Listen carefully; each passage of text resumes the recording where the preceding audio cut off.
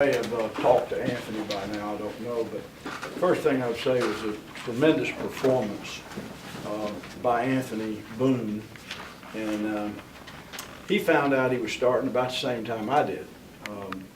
Brandon Cannett on Thursday, after a walkthrough, jogging back in, got tangled up, jogging in and fell,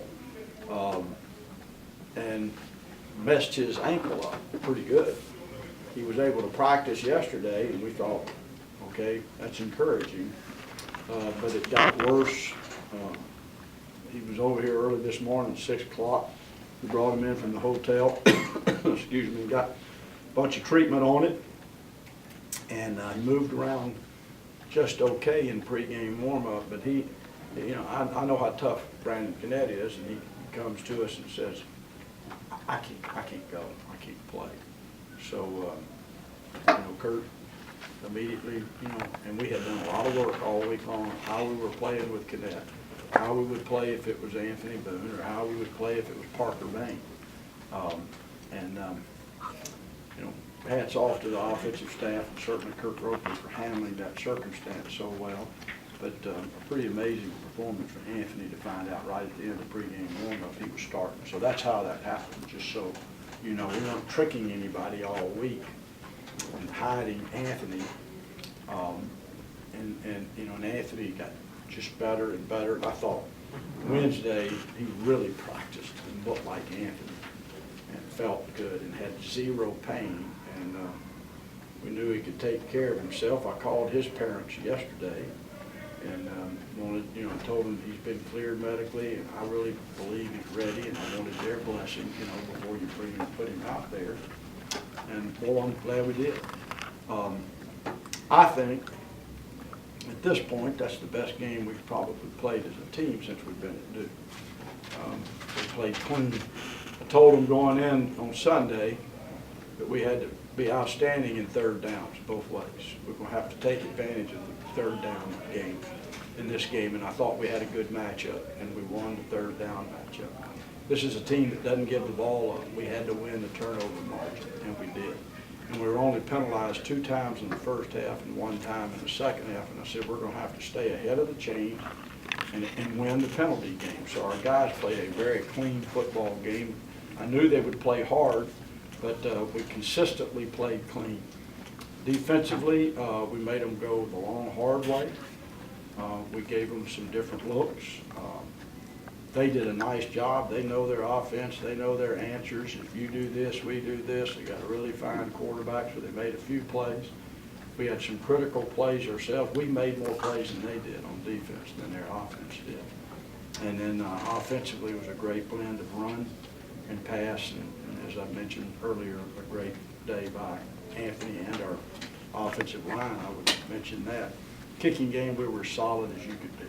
And thought that was a big play and a big turning point when we decided to fake the field goal. We felt pretty good about that play going in, and I told Zach, let's run it. And I thought that really put a little edge on the game right there. So that was well executed by our entire, you know, field goal kicking unit. Isaac Blakeney was very noticeable today. Good to see.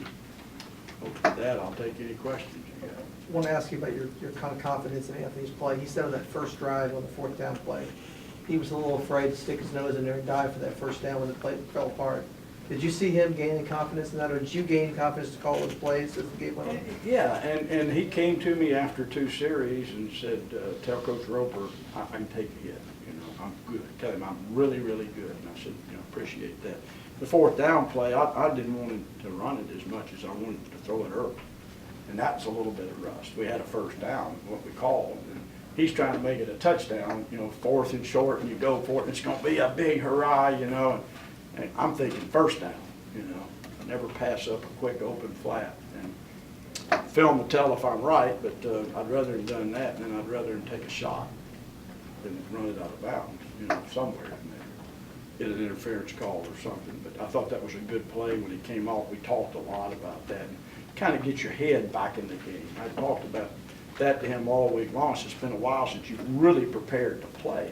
you know, and we made the decision. We look like we're going forward on Thursday after Brandon got hurt. I said, Anthony, you got to go back and relook at Navy. You got to really lock in protections. You got to, you're playing now. Get in your mind.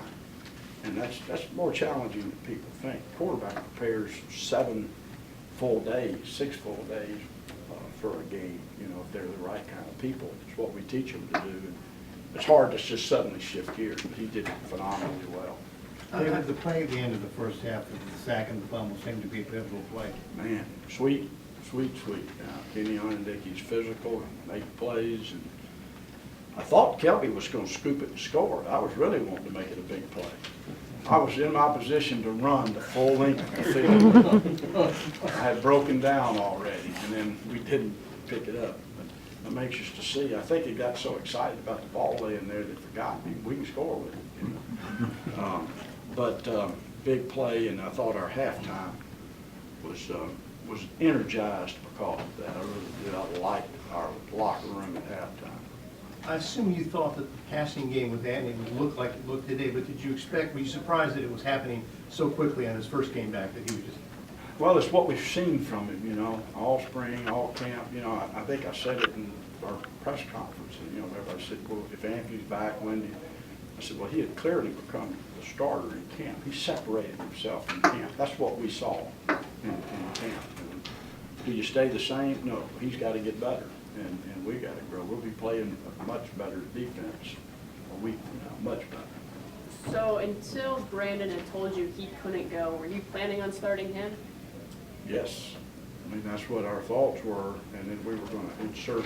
I told Kurt, I said, I'm thinking 2 to 3 series with Anthony to let him get the rust off and see, and if he's on fire, then, you know, we'll go.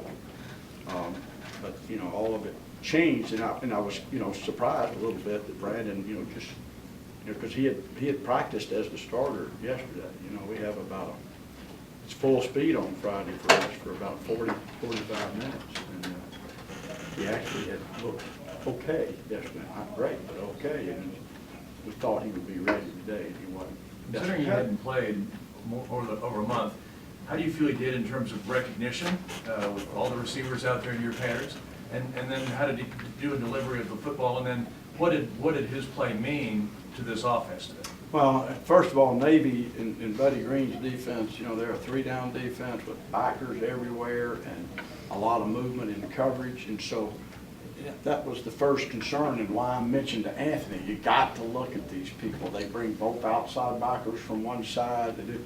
So with people in a lot of places that they normally aren't, you can throw interceptions, and he didn't, obviously. So I thought he managed that part of the game better than anything else he did. The one sack that the backer got, he made a protection call, and he was just wrong on his protection call.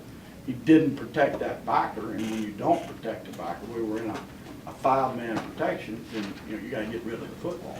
That's the only mistake management-wise that I recall, other than, like I said, the 4th down play could have been a little different. So it was incredible. What it means is that it's kind of been the hopes of our whole career when you are executing at a level when people are open and where they're supposed to be, that you throw it and they catch it. You know, you throw it and they catch it. It wasn't perfect. He missed a couple of bubbles, you know, high. Their outside backer was kind of bothering him a little bit. He's a pretty long kid, so he overthrew a couple of little screens. But his downfield throwing, his decision-making was just spot on. I don't think he had, in the passing game, a bad decision. That always means a lot to your offense. And he throws it on time. As a coach, what changed about your philosophy finding out that Boone would start? It seems like you found a lot of seams in the defense that's way through the ball. Well, we had pass game things ready, but we really felt like in the run game that a lot of it was going to surround some really good stuff in option run quarterback stuff, and we weren't going to overuse that with Anthony. So it changed a little bit of our run game, a little bit more of just taking any quarterback run if we could out. He took one that's a triple read, and he ran it himself on a quarterback draw, which I'll mess with him a little bit. I don't think he should have. Right. But You know, they maybe were coming down in the secondary, but I think he just wanted to do it, you know, to just see what he felt like, yeah. And so, you know, I hadn't asked him that, I didn't ask him that on the sideline. On Navy's drive that ultimately wound up with the sack at the end, they really hurt you 3 or 4 times with the pitch, and even the counter pitch. What did you do? And then in the second half they didn't. What adjustments? We made a little bit of adjustment on what we saw, what we call the nub side. They were doing it with the unbalanced, putting receivers over, whatever, and we just, we tried to defend the pitch a little differently to that side. We still wanted them to force.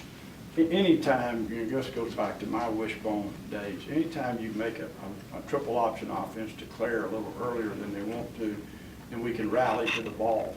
And that's the other part, when he's getting it out there so quick, we got a lot of people that can get there.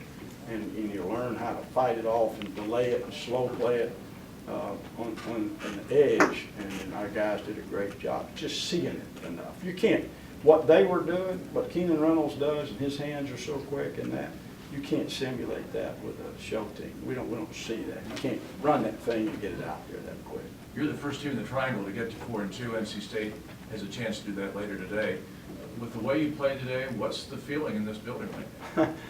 Well, to try to be better next week. You know, you learn, and we all know this, I mean, without even being told you.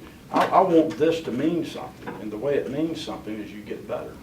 And to get anything beyond that, you know, is ridiculous. I mean, we just got to keep playing to be a better football team and play to the standards that we've tried to set here in this program. So, you know, I believe that our players, we've got some maturity. I believe our players will attempt to do that.